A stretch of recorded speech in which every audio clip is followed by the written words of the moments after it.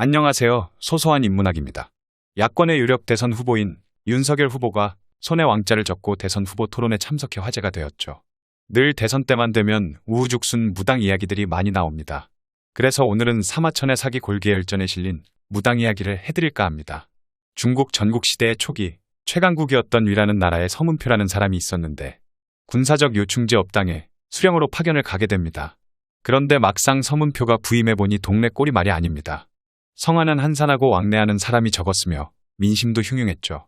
서문표가 장로들을 불러놓고 백성들의 괴로움이 무엇인가를 묻자 한 장로가 이렇게 말합니다.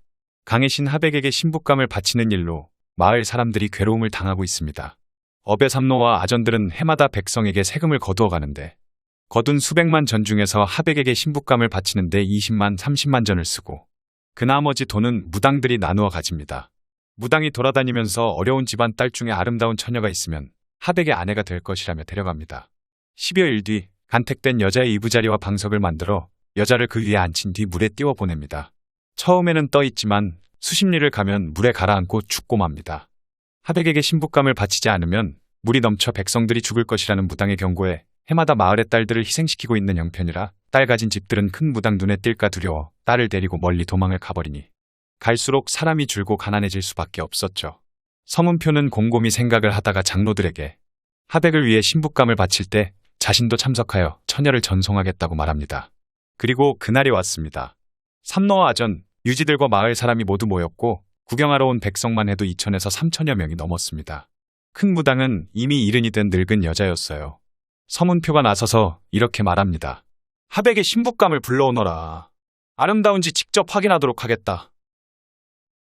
서문표의 서슬퍼런 명령에 무당 제자들이 처녀를 장막에서 데리고 나옵니다.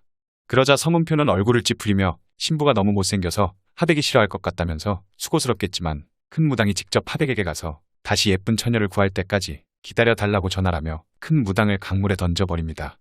지켜보는 사람들이 모두 대경실색했지만 서문표는 개의치 않고 무당 할멈이 어째 오지 않고 이렇게 지체한단 말인가? 제자들이 대신 가서 소식을 전해야겠구나 하며 군사를 시켜 제자인 새끼무당 한 명을 강물에 던집니다. 서문표가 입을 열 때마다 무당 제자가 한 명씩 강으로 던져졌는데 물론 돌아오는 사람은 아무도 없었습니다. 서문표는 여기서 그치지 않고 삼노들과 아전, 고을 유지들을 지목해 한 사람씩 강물에 던져버립니다. 그러자 난리가 납니다. 겁에 질린 마을의 모든 사람들이 머리를 땅에 조아리며 이마에 피가 흐를 때까지 멈추지 않았다고 합니다. 그 이후로 업당의 아전과 백성들은 다시는 하백을 위해 신부감을 바쳐야 한다는 말을 꺼내지 못했고 도망쳤던 사람들이 다시 돌아오면서 마을은 다시 활기를 띠기 시작했다고 합니다. 모든 악덕은 욕망을 타고 들어오죠. 가장 약한 고리를 갈라치며 들어옵니다. 욕망은 우리의 삶을 추동하는 에너지가 되기도 하지만 삶을 희롱하는 가장 약한 고리이기도 합니다. 오늘의 소소한 인문학은 여기서 마치겠습니다. 감사합니다.